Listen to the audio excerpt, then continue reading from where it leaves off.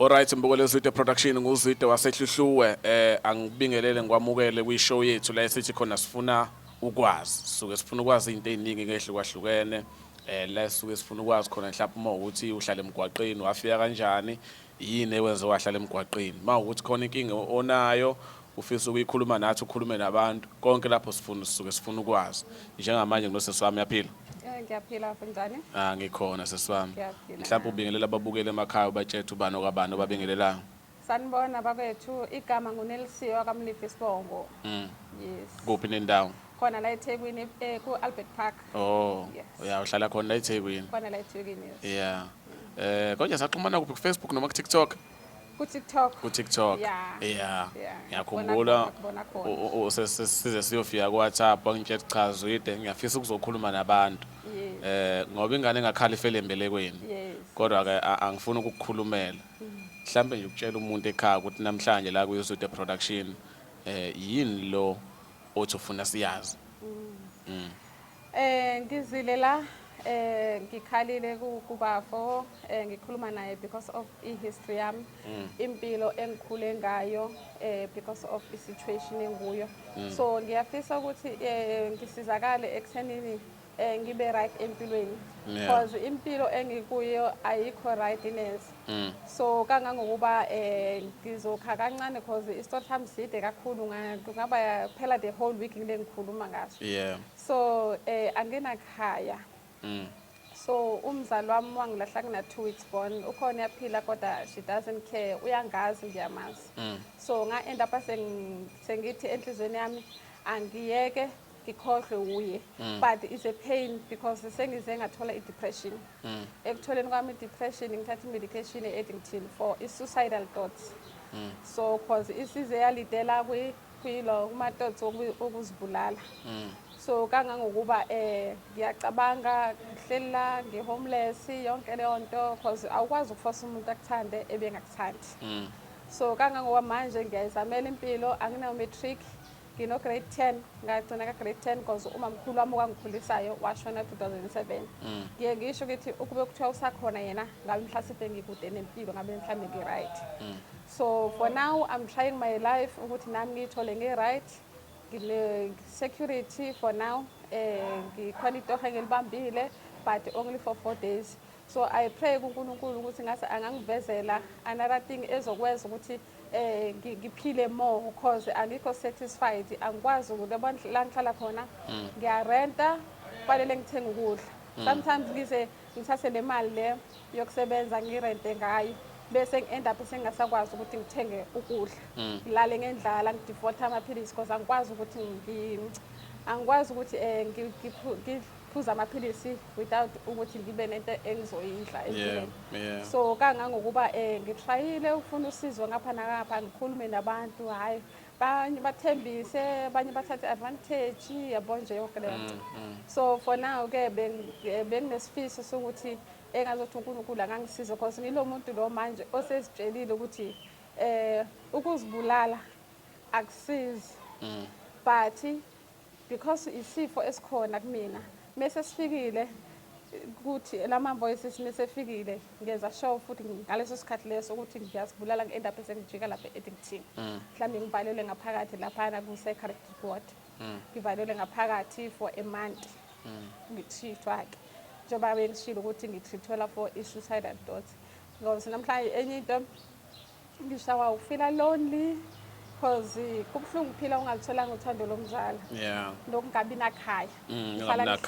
ngihleli la eThekwini akukho la ukuthi ngizoya khona nami ngibone urooms wami egoduka agoduke ngisale mina because akukho la ukuthi ngizoya khona akukho la ukuthi nami ngizokwazi ukuthi ngishaye umoya nje ngibe right so ngifila lonely and zonke lezo zinto lezo nokuthi uthando into engayazi nami angazi ukuthi uNkulunkulu wangisiza ekuthenini kuzo zonke lezi zinto ngidlulile naku rape kakhulu bantu bethatha advantage ngokuthini yabo abanye bayasazi isimo abanye mengihamba all over yabona nje ungenayo umuntu osupportayo eduze kwakho and lapho usuwehlelwa izinto eziningi endleleni. I-rap ificuke iphi khona la eThekwini? Khona la eThekwini, yes. Khona la eThekwini. Uyafika uphuze nodakwayo. No. Lucky leyo ke angiphuzi ke izinto ezibhedayo angifiki kuzona nje angene leyo muntu lo uNkulunkulu wangisiza kakhulu nengane anginayo. So I'm on my own nje. Okay, mabayenza ke lento kuwena bafika kuphi endlini la uqashe khona noma uhamba endleleni? Ngithola mengihamba endleleni hlasibe mengithi ngiyihambela like manje ngoba kade ngihambela ngizela la. Yabona nje. Yeah, because sometimes kuyenzeka ngithi ngifuna ukudistressa ke ngiphume because most of the time kuyehlala ifike lento enhlizweni nami ukuthi ayi ngathi lento suicidal thoughts. So kuyenzeka ifike mase ifika ngivele ngikhetha ukuthi okay ithi ngiphume ngiyoshaya umoya ngihambe ngibona abantu nani. So ke manje mase ifika ke kuba ikona ukuthi okay sengifuna ukuthi ngidile nayo ke manje ukuthi ngizokwenza njani na. So the time ke sengihamba ngoba sometimes kuyenzeka ukuthi ngiwokhele ebusuku yabo mhlambe ngabo 8. Yeah, ngiwokhele ngalezo ikhathi ngithi ngishayela umoya ngihambe ngedwa because anginabo abangani. Abangani mina umuntu enginabo abantu like abantu engibajwayele all over because emhlabeni awazi ukuthi uphile ungabazi abantu. So abantu engibaziyo nje engihlangana naye ngiyaxoxa naye. Umuntu engathi ngithi umngani wami nje si close kakhulu angikwazi anginaye yabo. So bakhona namanye engeke ngithi ngiyazama ukuthi ngikhulume nabo mase ifika lento enhlizweni yami yokuthi ngizibulale kodwa futhi sometimes ngibone begcike sebengihleka futhi sebengihleba futhi sebebukisa ngayo le situation yami. So manje bese ngisaba enhlizweni yami ukuthi kanti ngizokhuluma nobani na ngizokhala kubani na if kuzoba khona abantu abazothatha advantage kube isimo sami sinje uyabona. So yeah, into engiyaziyo ukuphula ulimi la kuma YouTube channel ku social media nje sekwaba nestory iningi lazo esuke zingamanga khona abakubonayo lokho ukuthi zingamanga abanye bangakuboni kodwa ke lesi yabona njengoba ungafihliyo nalowo ofikelwa ukuthi mhlawumbe hayi lo asisi unamanga cha kuyiqiniso into engayisho mina kubantu basemzansi khona abantu abanotho la ngaphandle mhlawumbe ngenzeka uyimanager yecompany noma unecompany nje yama security usisiyavesta security khona esikolweni uyaveza ukuthi umatric awubanga nawo angibanga nawo ngagcina ka grade 10. Yeah, inhlanhla leyo ke kumuntu okanjalo usuke equalify kwi security ama grade onawo no grade ba no grade E no grade C. Oh yeah, grade C. Akwazanga ukuqhubeka because kufanele ngibe nemali enye eceleni ukuze ngikwazi because ukuze ngibe nayo security kangisebenza kakhulu emzini yabantu as a domestic worker. So ngase ngihlukumeza kakhulu khona because ngisebenza khona ngathi ngase end up ukuthi no angithathele imali le ngiyozifundisa security because babe sengasangikhokheli man and bethatha advantage because angigoduka kukhona babona ukuthi mhlawumbe akekho umuntu ongakulekelela. So ke ngase ngidecide ukuthi ngithathe leyo mali ngiyifundisa ke i-security ngakwazi ukuthi ngezo E no D no C. So kusela u-A no B manje ukuthi ngikwazi ukuthi kube nawo wonke ama-grades. Ama supervisor wonke akhona emzansi siyazi ukuthi umsebenzi esikhathini samanje vese suthola ngokuthi ukwazi ukuthi ukhulume nomuntu. Inamba yami u0769216324 angi-inboxa ku Facebook @zwide_production, TikTok @zwide_production. Ucele ngekuxhumanisa noSisi uma ungaba nosizo lomsebenzi hayi ama-scammer ofuna ukusiza ngempela angangithinta ofuna ukuthinta wena mayelana nomsebenzi uthi ngichaze sami ungazama ukubamba nomsebenzi angakuthinta kiphi inamba? Inamba yami ithi 079 586 0538. Asiyiphinde futhi 079 586 0538. Yeah, ikhona ku WhatsApp ikhona na kuma calls. Yeah. Angifuni ukuthi sizibe le kamama because uvezile ukuthi umama usekhona uyaphila. Yes, usaphila ukhona. Iqala kanjani into? Iyaqala la ekuthenini kangikhulisa bamkhulu wami ngithi usisi wakhe. Mina olalong bekitshela ukuthi umamkhulu yena mama wami. Yeah. So iqala la ekuthenini kangina 19 years. Athi asivuke ayongenzela i-ID esaphila because washona 2007. So wathi angisivuke ayongenzela i-ID ngoba akafuni ukuthi ngisale ngihlupheka la emhlabeni ngoba nangu uma wakho akanandaba nawe akakufuni. So wakulahlela kumina una 2 weeks born. Yeah. So ngaqala lapho ke ukuthi le depression ileki ikhula yangiqala lapho ngina 19 years. So to tell you esengitshelile mamkhulu 2007 lo ukuthi uma wami wangishiya lapha kuyena. Washona wagula kancane washona. Yeah. Esengenzilele ne-ID. So ukube nakhona ngiyambonga ukuthi wangisiza ngoba mhlawumbe akangenzendanga mhlawumbe akuna-ID kwayimanje. So i-ID nginayo through yena umamkhulu. Yeah. So I have tried ukuthi ngithole kudala ukuthi ngithole kangina 19 years ukuthi ngithole abanye abazalwane from enkonzweni kangikhonza kuyona previously. Yeah, ngacela ukuthi ngicela ningisize because ngeke ngikwazi ukwenza ngedwa. Ngokuhlala uhlala esekhunda. Ngathi ngicela ningisize ke sihambe siyoza ukuthi yini inkinga because akwazi ukuthi uhlupheke last born. Ezinye ingane zakhe uhlala nazo khona ezinye kodwa eziwu2 nazo ayilahlayo nazo. Futhi yena ile nhlobo elahlayo nje. Meshu mamkhulu. So lucky ke mina wangilahla kumamkhulu usisi wakhe. Laba abanye wabalahla kwezinye indawo la ngaziwa khona amantombazana. So to tell you engqondweni yami bafika bakhuluma sebefikile khona ukuthi bayeza ukuthi no sifuna ukwazi ukuthi akasichazele kabanzi because mina nginayo clue mangina 2 weeks bona ngisuke ngisamncane kabi angazi lutho. So ke bengidinga ukuthi ngicazele akangitshele ukuthi no isizathu ukuthi bangena kuqala bakhuluma naye bangilanda emotweni sebeqedile ukukhuluma naye ngizongena nami. Indlela angazi bengibona khona le engevukayo kuyo because indlela akwazi ukuthi ujikijele ingane yakho ezalwa uwe phambi kwezinye ingane zakwenu. Yabo because even though sihlukene ngobaba because uyileyo nhlobo. So ke wangijikijela ngamatshe lapha egcekeni lakhe kukhona igravel le engamatshe phansi. So indlela wayengijikijela ngayo ngamatshe ubona ukuthi lo muntu angangibulala. Yayibona lo because kushuthi kukhona into mhlawumbe wangithola ngendlela e-wrong because nami le ndlela e-wrong le yathelela kumina. Yabo because abaningi bemesho bathi akushuthi mhasipe wadlula kwi-rape yabo kushuthi manje. So wangithola ngendlela e-wrong. So mebona mina uya-actor esif ngathi angangibulala nje manje. So base bengitshela ukuthi nje angivele ngikhohle ngizama ukusurvive ngenye indlela because my they have tried because kuyabonakala ukuthi lo muntu nje hayi akazimisele and futhi usangenza nanoma yini yokuthi mhlambe ngingalunga isicephe eduze kwakhe. Yabo angangibulala straight ngoba nje uvele nje abe off ngale ndlela nami ngingazi because phela ngisuye ngidinga incazelo ukuthi no kwenzakalani. Yabo ingane yakhe intombazana ngumagcino kuthini kuwe umuntu esifazane ingane yakho ihlele eminyanga le kude kunawe awunandaba ukuthi idlani ikuphi nendawo ihleli kahle ihleli kuphi akayikhathazi. Lo muntu akaphuzi akathini uphile shaka unomuzi uyasebenza right. Ukephi umuzi wakhe kuphi nendawo? Usesekhunda eMpumalanga. Esempumalanga? Esempumalanga esekhunda mina ngihlala eFree State noma mkhulu So usesekhunda eMpumalanga.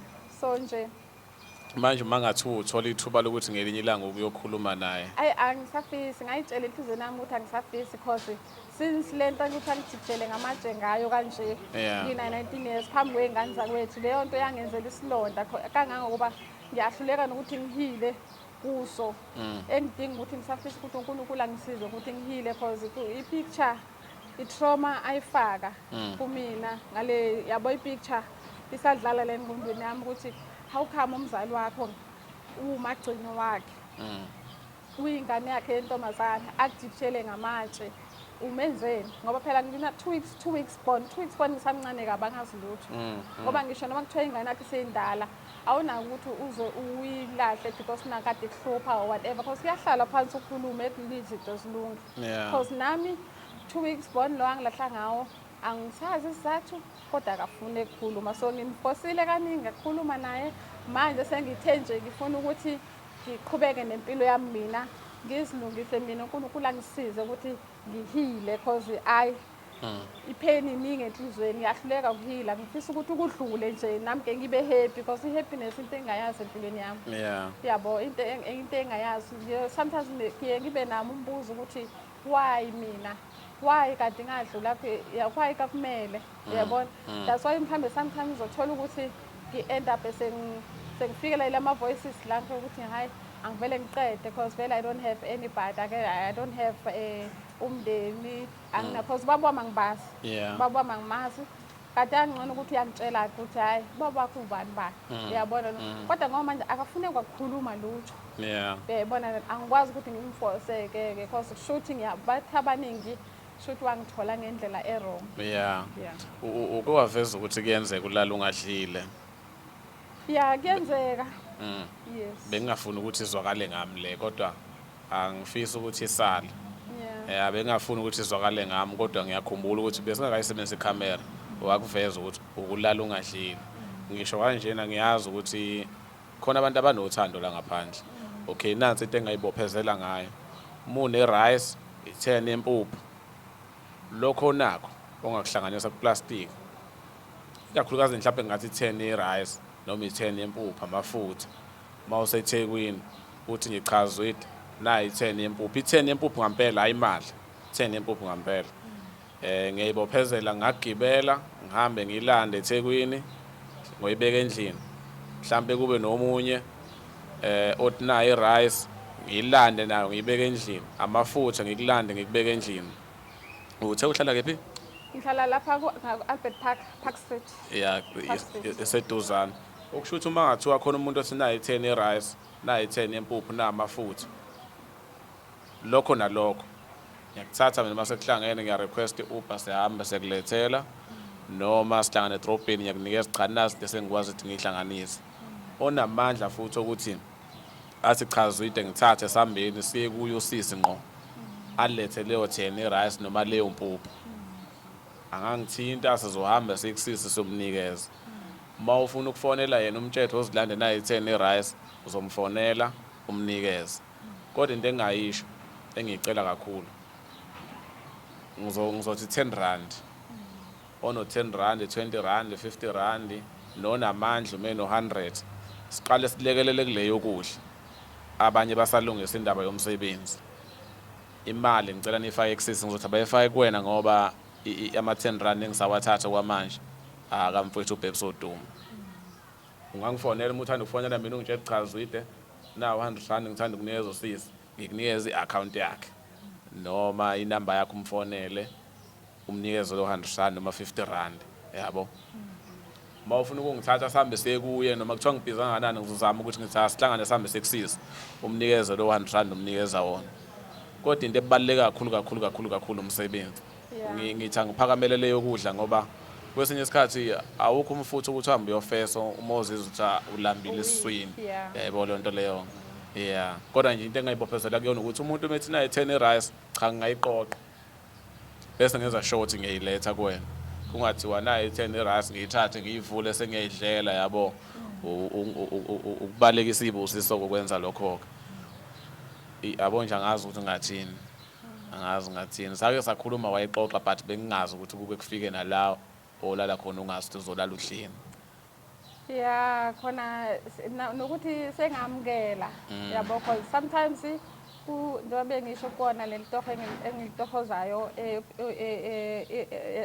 reliever la ngibambe khona ngiyakwazi ukuthi ngizama ukuhlanganisa ngirente bese ngicosha okuncane mhlawumbe ukuthi kuyaphela ingakapheli inyanga so after lapho sengiyasokola ke kanti akufanele nokuthi nayo i-medication le ngiyi-default yabo because mase ngiyi-default ama ukuthi mhlawumbe angisabi right nje kangangoba ilona i-depression yami leyo seyilidele kwi-suicidal thoughts so mengabe sengingasaphuzi i-medication kuzoba worse kakhulu so ngiyazama ngempela nami ukuthi mhlambe khona nabanye ngeke ngibathinte eduzane abaseduzane like yabo ngikhulume naye ngithi hey siswami cela ungisize ngaloku aqhamuke la ngisize to tell you wamanje akunangisho insipho leyo ukuthi ngiwashe izitsha. Just imagine insipho yokuthi ngiwashe izitsha. Izitsha zami ngiziwasha ngamanzi wodwa.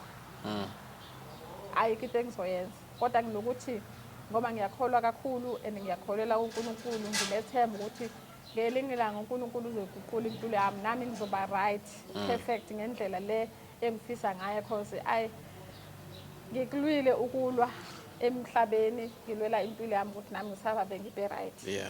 So ngifisa ukuthi manje ngihlalile emashetha number. Ngihlalile emashetha kakhulu nami khona ishethe lapha ngaku Cattle Street la eSouth Beach. Ngihlalile kuyona kakhulu ngahlala kungangalungi lutho ngazama ngihambile emhlabeni wonke jikelele ngazama ukukhuluma labantu abanye bangithande manje khona manje sebangijikela yabo ngiye ngithi mina mhlawumbe ngibona umuntu esifazane kanje ngihlangane nomuntu owumama like yabo la ngisuye ngikhona ngikhulume naye ngithi hayi ngicela ukuthi ngikhulume nawe ngixoxe nawe inhliziyo yami ithintekile kakhulu ukuthi ngathi ngakhuluma nawe ngikhulume naye kube ngazothi hayi siyajwalana siba right yabona ngixoxela isitori sami ngivuleleke kuye ngoba ngisuye ngibona ewumama ngizela ukuthi naye uzonginika uthando ngendlela le engifisa ngayo ukuthi nami ngisithole bese abantu ke bangijikele bese ngiyasuka lapha ngisamtholi yonke leyo nto efonini nani kanti kulula ukuthi umuntu ethi yakusiza ngibe naloko enhlizweni nami mina I need someone who will understand me the way I am uyabona because ukuhlukumezeka lokho engidlule kuko ikona okungishintshile ukuthi nami because sometimes ngiyengizibona ukuthi ingqondo yami ngiyashesha ukuzwela ngi-too sensitive and futhi mhlawumbe ngiyaphuza ngiyashesha ukuzwela lekhona into ekhona esuke yangiphula umoya yabo why nami angizenzanga is because of izinto lezonke engidlule kuzo ukuthi ukungabi nakhaya nani ngabi nakudla yabona ama-challenges lakhe engidlule kuwe sengiwabalile so nami I wish ukuthi uNkulunkulu angangisiza ngibe happy nje ngibe right empilweni ngizibone ngithuthuka sengikwazi ukuthi ngibe nento zami ngikhombe nami ukuthi hayi nanti ikhabethe lami yabo nanti ifridge lami ngibe ne-success impumelelo ngiye phambili because number one okunye okuhle uNkulunkulu angiphe amandla ngakho because kungumusa wakhe izinto engidlule kuzo wafanele ngabe zangilidela entweni ukuphuza utshwala mhlambe ukwenza into ebhedayo lezi eziziwa igenge lelingana nathi la mnyaka ngiyabona kodwa uNkulunkulu wangisiza wangipha umqondo ukuthi no ngane yami mawukuthi unenkinga khuluma zama ukuthola usizo ngapha nangapha. Okay ngicela ukungena emlonyeni yabo nje kade ngithi ufuna ukuyithinta leyo omunye umuntu uma enenkinga uzocabanga ukuthi othi ngodayisa ngomzimba othi ngiyozinikela mhlambe emntwini onemali hlale naye kodwa wena ukhetha ukuthi cha ngcono ukuthi ngikhulume noma ukhuluma abanye bagcina sebehleka behleba abanye bathembisa ukusiza bangakusiza. Okay la eKZN noma ngithi South Africa yonke kunamabandla akhona kunomama kunobaba bemizi kunomama abanomhelo kunabantu besilisa abanenhliziyo ezinhle into engayisho uma ungithinta nje ukuthi sizwide ngicela ukuthi ufike nosisi esontweni ngasekhaya ngagcina bekwenza ke lokho ehlihlu makhona umuntu abamaziyo nje ukuthi mhlambe kuyashoda bahlanganisa omama amafutha ushukela uflower fika enkonzweni bekupha umkhuleko bakuphe lokho abakupha khona uhambe uyobeka endlini khona usalapho nje ngiyaxolisa ukulokhu uzosona khona usalapho yes akhona namanye inkonzo bengihambe kuzo kube njalo mhlawumbe bangiphe lokho nalokho yabo kwezinye uthola ukuthi ke because ngingenamali yokugibela ngikwazi ukufinyelela khona yabona so because mhlambe kulelo nkonzo leyo kuyagijelwa angikwazi ukuya so ngi-end up sengasayi because imali ye-transport fanele ngibe nemali yokuya imali yokubuya so ngibe stressed ke ukuthi ngizokwenza njani so vele ngithi hayi noNkulunkulu uyabona naye enhlizweni ukuthi isimo sikanjani angazi ngichaza ukuthi ngiyathanda ukusiza kodwa nginalutho nayo into engichazayo mina iphupho lami ngihlezi ngisho anginamahloni ukukhuluma ngalo ukuthi hlangaba right ngifisa ukusiza abantu ngokudla nangempahla zokugqoka ikakhulukazi ama-uniform enganeni. I-social media ngathi ngifuna ukuyisebenzisa lapho kanje ngokuthi uma ngithi cha ngiyacela njengokuthi mhlawumbe ngithi ngiyacela bafowethu abangakwazi ukuthi mhlawumbe ngithi asihambise nangosisi mhlawumbe kamaphumulo kube khona ovelayo isifiso sami lesi empilweni kufike kulelo zinga soke kwenzeka kanye ngabona abantu bevela bebathathu bethi nathi imoto zwide asihambise ubani ekhaya yabonye ngoba uthinta ukuthi uyoswela amandla ukuthi uzofika kanjani lapho into engayisho mina kuyibophezela ukuthi mangathi wafanele ngikucelisa usizo kubantu ngizokucelisa makumele sicele kubantu ukuthi cha ongakwazi ukuthi asiphelezele ngapha angasondela nanso into engayibophezela kuyona nawe mhlawumbe makukhona umuntu okuthintayo uthi uthe ufika endaweni wabona ukuthi kuqhelile ungitshele sihlangane so shaya ivideo sikhulume nabantu sibone ukuthi ubani ongasilekelela ukuthi uphekezeleke mhlawumbe sesesiphetha ngoba into engiyibukayo la angigcina ukukhuluma nawe ngofuna siphinde sihlangane sikhulume futhi noma singasakhulumi ngecamera kanje ngisho sisebenzisa ifoni okubalekile ngoba ukuthatha into eshoyo siyise kubantu sikhulume nabantu sicela abantu sicela umsebenzi kubantu ngeke ngiyeke ukukucelisa usizo umsebenzi ungakawutholi mhlawumbe ungathanda ukuphetha ngalo ngathini kubantu. Ngingasho ukuthi nibe nisazolekelela engazothi uNkulunkulu anganibusisa nonke aniphe amandla kwande lapho nithathe khona and kungangithokozisa kakhulu ekuthenini sengizibona ngisebenza umsebenzi ongcono kunalo engikuwo manje ukuze nami ngikwazi ukuphila ngibe right. Ngiyabonga kakhulu nesikhathi eningiphe sona sokungilalela kwande kakhulu uNkulunkulu anibusise. Amen. Mbukelo Zwide Production sohlangana kuwona wonke ama-page TikTok, Facebook, Instagram ne-YouTube channel onosizo angathuli. Siyabonga.